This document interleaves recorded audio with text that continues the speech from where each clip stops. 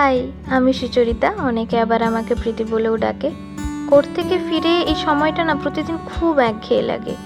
সারাদিনের ক্লান্তি শেষে যখন এই ঘরে একা ফিরি তখন মায়ের কথা খুব মনে পড়ে।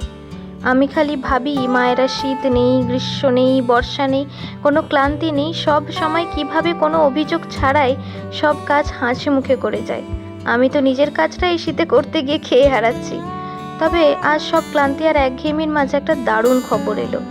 আজকের সব থেকে ভালো ব্যাপার, আমি অল ইন্ডিয়া বার এক্সামিনেশনটা ক্লিয়ার করতে পেরেছি। মানে আমি এখন নিজেকে একজন অ্যাডভোকেট বলতেই পারি।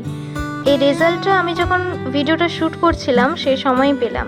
তাই ভাবলাম তোমাদেরও শেয়ার করি, কারণ তোমরাও তো আমার এখন একটা ছোটোখাটো পরিবার।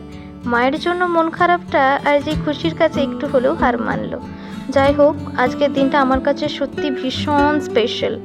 চলো আজ এই পর্যন্তই, দেখা হচ্ছে খুব তাড়াতাড়ি।